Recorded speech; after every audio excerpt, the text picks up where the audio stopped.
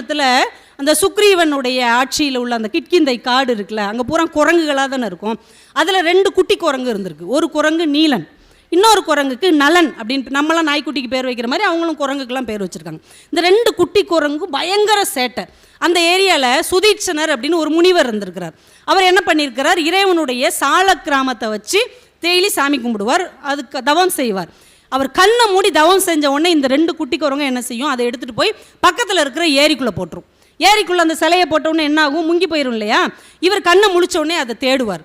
Daily இந்த குரங்குகள் இதை செஞ்சுக்கிட்டே இருக்குது. இவருக்கு ரொம்ப எரிச்சலாக இருக்குது. ஒரு சாபம் கொடுக்கணுன்னா கூட குரங்குகளுக்கு போய் என்ன சாபம் கொடுக்க, அது வேணும்னு செய்யலை, விளையாட்டுக்குன்னு செய்யுது. ஆனால் ஏதாவது செய்யணும், இதை தடுக்கணும் அப்படின்னு யோசிச்சுட்டு ஒரு நாள் என்ன பண்ணிட்டார், இந்த 2 குரங்குகளுக்கு ஒரு சாபம் கொடுத்துட்டார். என்ன சாபம்னா, நீங்கள் 2 பேரும் எதை தூக்கி தண்ணியில் போட்டாலும் அது முங்காது, மிதக்கும் அப்படின்னு சொல்லிட்டார். அதுக்கப்புறம் இந்த குரங்குகள் அதை தூக்கி தூக்கி போடுது, மிதக்குது. உடனே இந்த குரங்குகளுக்கு அந்த விளையாட்டு மேலேயே இன்ட்ரெஸ்ட் இல்லாமல் விட்டுருச்சு. காலம் ஓடுது. இவங்க 2 பேரும் பெரியவங்களாயிட்டாங்க. பெரியவங்களாகி சுக்ரீவனுடைய படையில் இவங்க முக்கியமான படைத்தளபதியாகவும் ஆயிட்டாங்க. யார், இந்த நீலனும் இந்த நலன்ற 2 குரங்கும் பெரிய ஆளாகி படைத்தளபதி ஆயிடுச்சு. இப்போ சீதையை தேடி அனுமர் போகிறாரு. இலங்கைக்கு பாலம் கட்டணும்.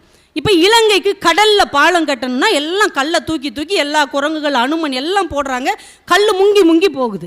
இப்போ என்ன செய்கிறதுன்னு யோசிக்கும் போது சின்ன வயசில் இவங்க வாழ்க்கையில் நடந்த இந்த சம்பவம் ஞாபகம் வருகிறது. இது ராமன் கிட்ட சொன்ன உடனே ராமன் எல்லாரும் கல்லை எடுத்துகிட்டு வந்து இவங்க 2 பேர் கையில் கொடுங்க, இவங்க தூக்கி தூக்கி எரியட்டும், கல் மிதக்கும், அது மேலே ஏறி நடந்து போயிடுவோம். இப்போ சின்ன வயசில் நமக்கு கிடைத்த சாபத்தை கூட ஒரு காலத்தில் வரமாக மாற்ற முடியும் என்று மாற்றி யோசிக்க கற்றுக் கொடுத்தது நம்முடைய இலக்கியம்.